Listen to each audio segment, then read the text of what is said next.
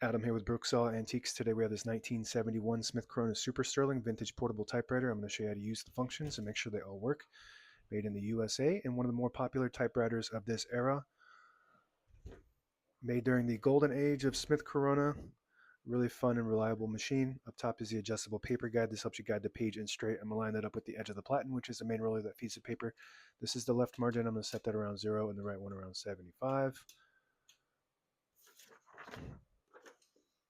And this is the paper bale that sits on top. It's got two adjustable rollers.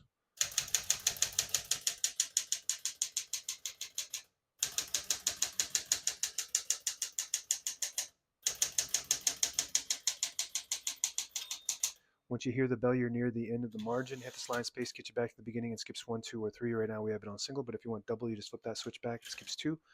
One more, it skips 3. We're going to keep that on single for now and finish typing. As you can see, all the keys type nice and none of them skip or stick. I'll type a sentence in red on the next line and switch from black to red. There's a switch on the right side. Flip that down to the red indicator. It prints the bottom portion of the ribbon. We have it in the middle, which is hard to put it on purpose because that doesn't print any ink at all. It just leaves a stencil for copying purposes. When you have it up top on the black indicator, it prints the top portion of the ribbon, which is black. We can move that down for red.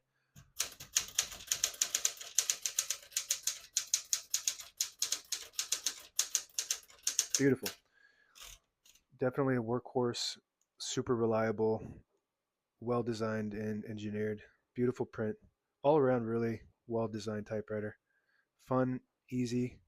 For beginners or experts, you can write a novel on this, or you can just type notes, or you can use it for office printing. It's an all-around really nice machine. To pull the page out easy, there's a switch on the right side. Flip that forward. It unlocks the rollers underneath the platen, allowing you to pull the page out easy or load thicker paper like carbon copy or cardstock. Make sure you flip that back before you load the next page or else it won't load correctly. I'm going to put the color back on black. Got a shift on each side, a shift lock on the left. To clear that, just hit the shift button again. Backspace on the left side. Very good. Touch control next to that, low, medium, and high. The higher you go, the more tension there is when you hit the keys. You do have to hit the keys harder for them to print, but they respond faster. And the lower you go, the less tension. I like it on low. I'm not a writer, but I'm able to type as fast as I want with it on low. So tab on the right side. Right now we have tab set on 10 space intervals, and this has a fast clear and set, so it's right next to the tab button. So I'm just going to clear each one of those tabs by going to each one of them and just hitting that CL button. Very good. But I always like to set one somewhere in the middle. So even though this has a good tab break, I like to set one somewhere in the middle so that way when you hit the tab button, it doesn't go slamming all the way to the end, causing wear and tear on your typewriter. So I'm going to hit that set button right there. And it just stops at that spot. Very good. MR stands for margin release. When you get to the end of the margin, there's a mechanism that blocks you from printing. Hit that MR button. It does allow you to type past that all the way to the end. And the hood slides forward like this.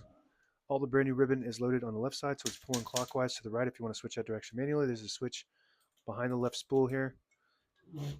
Right there. I don't know if you could see that. This little switch. Flip it back, it'll pull to the left. Flip it to the front, it pulls to the right, and that's the direction we want it to go. It also has a ribbon reverse, automatic reverse. When you get to the end of the ribbon on either side, it will pull on this with the eyelet, which is a little metal piece, and swap the direction automatically to the side it needs to go to. All right, that's it for the keyboard and the spool area. Carriage releases on both sides. It's got these hard plastic carriage release levers. One of the only design flaws of this, because these things break off all the time. They're old now, and they don't make them anymore. So you got to basically, if you want to replace these, most of the time you just got to get the 3D printed ones. I do have 3D printed ones in my shop that you can buy that I design in 3D print. Also the same with the knob. These are hard plastic, but they don't break as often. These are just the leverage of them causes them to crack down here. And these knobs also I have available, and they're very close to the original. The left knob I don't have yet, just the right one, because this one has the button there. But both of these carriage releases are originals. And this button, if you push in, it disables the spacing, so you can get to an exact spot on the page. You let it go, you get the clicks. Each one of those clicks is one space. Same concept on the inside here. There's a lever. Flip that down, it disables the spacing. Flip it up, you get the clicks. And it has a page gauge on the inside left side of the platen. There's a little notch. Let me do a close-up. You want to set it right there at that notch when you load the page underneath the 11, and as you're feeding it through, it'll start to warn you on the left that you're getting close to the end of the page. That's 2 inches, and that's 2.5, and then that's 1.5, 1 inch, and that's the end of the page. And that's it. Now available on eBay or Etsy. Search Brooksaw Antiques.